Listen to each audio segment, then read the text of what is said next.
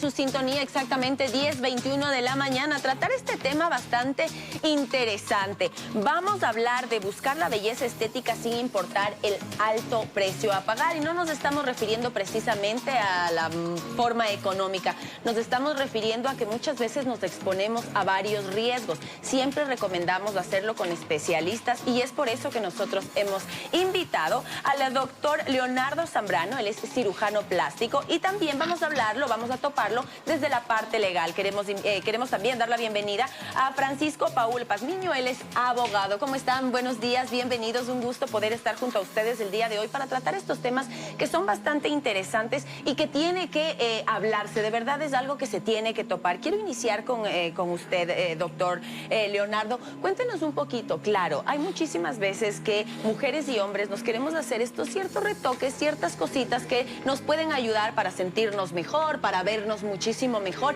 Pero ¿qué pasa cuando esto ya se sale de control? Creo que sería interesante poderlo tratar y poder hablar de qué es lo que pasa cuando ya nos exageramos con estos cambios.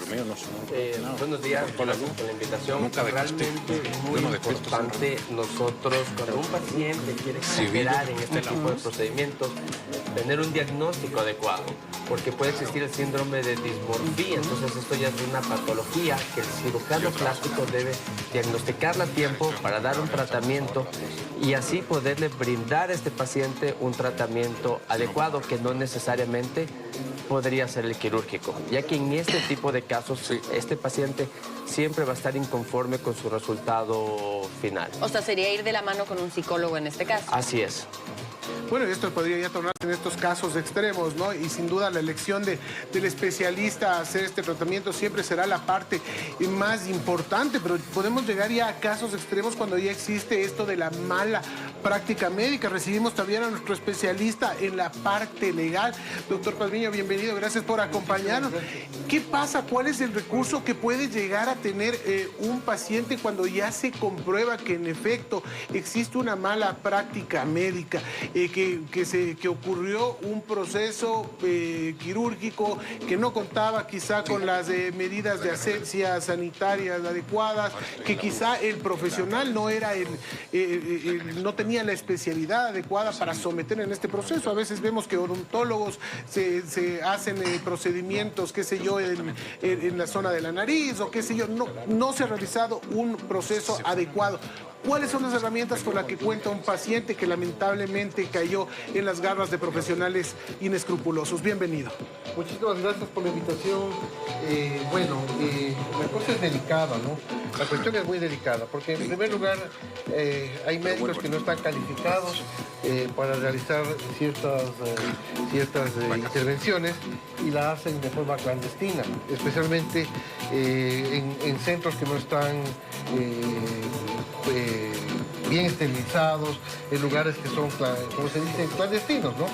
Y justamente conversábamos con el doctor y hemos visto que lo principal es tratar de buscar lugares fiables, doctores fiables y médicos que tengan un historial de haber realizado estas intervenciones de forma amplia.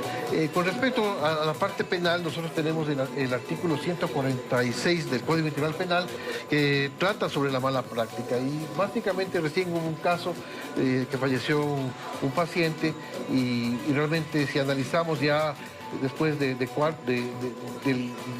trámite legal, es una decepción porque lo que reciben son penas de demasiado bajas, han invertido todo su capital para poder encontrar algo de justicia y lo que han encontrado es una decepción total. Porque la fiscalía lo que hace es investiga y eso es un trámite largo, los jueces toman el asunto y realmente quienes salen más con más observación son los anestesiólogos. A ellos son los que les va a caer el asunto, porque ellos son los que realmente son los principales en este asunto penal. Los que les cae prácticamente el hacha, ¿no?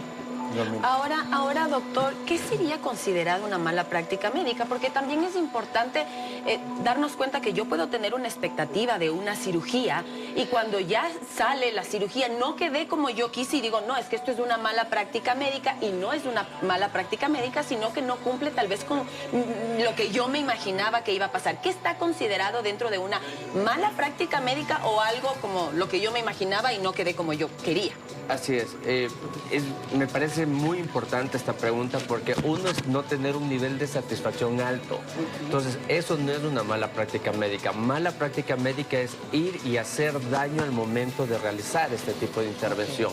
Entonces, eso sí es una mala práctica médica, porque hasta dentro de la estadística en toda cirugía nosotros tenemos las complicaciones que no son consideradas una mala práctica médica. Es un efecto adverso que se presenta en un tipo de cirugía, pero que puede ser tratada. Ahora, en el Ecuador, lo que está pasando sobre todo en nuestra área de cirugía plástica es que hay un montón de centros médicos que operan sin médicos especializados, con médicos que dicen ser cirujanos estéticos, no cirujanos plásticos, y hay una gran diferencia, y pues convencen a los pacientes con costos muy baratos, con cosas que suenan bonitas, pero a la hora de la realidad, los lugares donde se operan no son los adecuados, entonces eso sí viene a ser una mala praxis, el momento en que operamos en un lugar no idóneo. Entonces hay que diferenciarlos, la ciudadanía tiene que concientizar y pedirle a los médicos que les muestren su título de especialidad. Y justamente esto, la pregunta, no sé quién de los dos me la puede responder mejor. ¿Cómo uno investiga, digamos, el historial de un médico, no?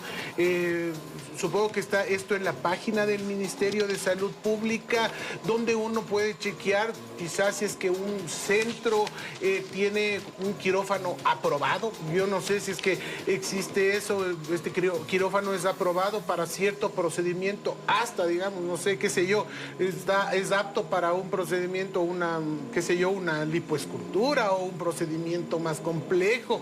Hay niveles de quirófano, yo no sé. ¿A quién podría acudir un paciente, una persona que nos está viendo en este momento para saber que en este centro donde buscan hacerse una atención, primero está el especialista calificado para hacer, me invento, una rinoplastia, una mamoplastia, qué sé yo, este tipo de procedimientos adecuados? Primero el especialista y segundo el espacio físico donde se van a realizar. ¿Dónde se acude? No sé quién de los dos me podría... Por favor, doctor. Yo te puedo ayudar con esta pregunta. Mira, nosotros tenemos entes que nos regulan y el principal ente regulador es el ACES. O sea, realmente es de ello. Porque existe médicos que no son cirujanos plásticos que hicieron una maestría y están registrados en la CENESID. Correcto. Entonces, ahí viene el primer filtro mentiroso que yo lo llamo, porque dicen, mira, mi título está registrado en la CENESID. Pero la CENESID está registrada la educación en su masterado, que se lo ganó. Pero eso no quiere decir que él está apto para operar.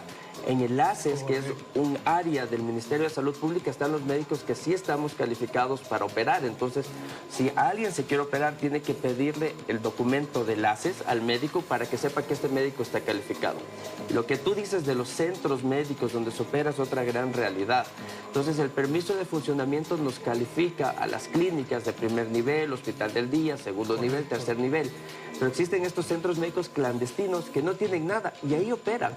En caso de una emergencia, exactamente. ¿no? Y el otro problema es que el ACES sí, creo, desde mi punto de vista, falla un poco porque existen centros médicos estéticos con permiso de funcionamiento autorizados para operar, pero el permiso de funcionamiento lo sacó otro especialista, el anestesiólogo.